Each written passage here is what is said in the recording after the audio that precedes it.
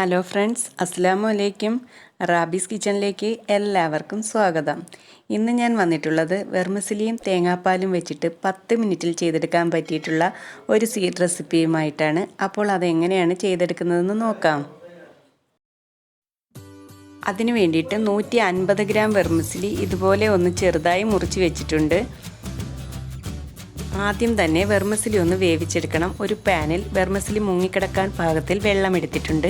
ഇതിലേക്ക് 2 ഏലക്ക ചതച്ചത് ചേർത്ത് കൊടുത്തിട്ടുണ്ട്. അതുപോലെ 1 ടീസ്പൂൺ ഉപ്പും കൂടി ചേർത്ത് കൊടുത്തിട്ട് വെള്ളം നന്നായി തിളയ്ക്കുമ്പോഴേക്കും കട്ട് ചെയ്ത് വെച്ചിട്ടുള്ള വെർമിസെലി ഇതിലേക്ക് ഇട്ട് കൊടുക്കാം.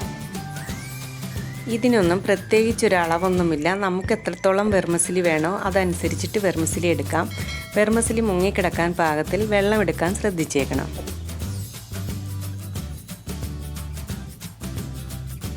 തിളച്ച വെള്ളത്തിലേക്ക് ഇടുന്നത് കൊണ്ട് തന്നെ പെട്ടെന്ന് വെർമിസെലി വെന്ത് കിട്ടും. 5 മിനിറ്റ് ആയപ്പോഴേക്കും വെർമിസെലി വെന്തിട്ടുണ്ട്.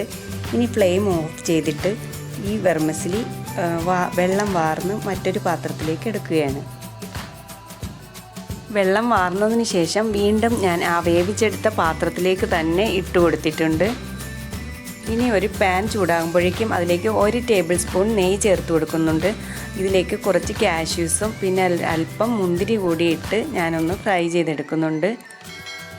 ഇതൊക്കെ ഓപ്ഷണലാണ്. നെയ്യുടെ ടേസ്റ്റ് ഇഷ്ടമാണെങ്കിൽ കുറച്ചുകൂടി നെയ്യ് ഇതിലേക്ക് ചേർത്ത് കൊടുക്കാവുന്നതാണ്.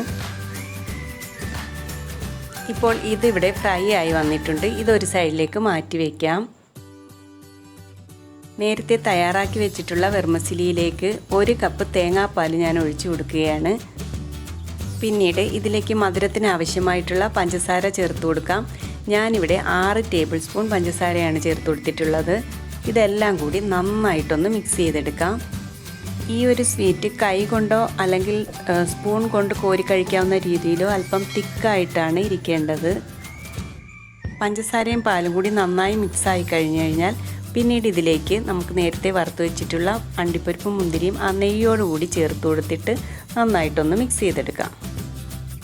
പെട്ടെന്നൊരു മധുരം കഴിക്കണമെന്ന് തോന്നുന്ന സമയത്ത് അതിലും പെട്ടെന്ന് തയ്യാറാക്കിയെടുക്കാൻ പറ്റിയിട്ടുള്ള നല്ലൊരു സ്വീറ്റാണ്. അപ്പോൾ എല്ലാവരും ഒന്ന് ട്രൈ ചെയ്ത് നോക്കണേ, തീർച്ചയായും ഇഷ്ടമാകും. അപ്പോൾ എൻ്റെ ഫ്രണ്ട്സ് ലൈക്ക് ചെയ്തും ഷെയർ ചെയ്തും മാക്സിമം എന്നെ സപ്പോർട്ട് ചെയ്യണേ. സബ്സ്ക്രൈബ് ചെയ്യാത്തവർ ഒന്ന് സബ്സ്ക്രൈബ് ചെയ്യുകയും അടുത്തുള്ള ബെല്ലൈക്കൺ കൂടി മറക്കാതെ ഒന്ന് ക്ലിക്ക് ചെയ്തേക്കണേ. അപ്പോൾ ഇൻഷാ അല്ലാഹ് മറ്റൊരു വീഡിയോയുമായി വീണ്ടും കാണാം.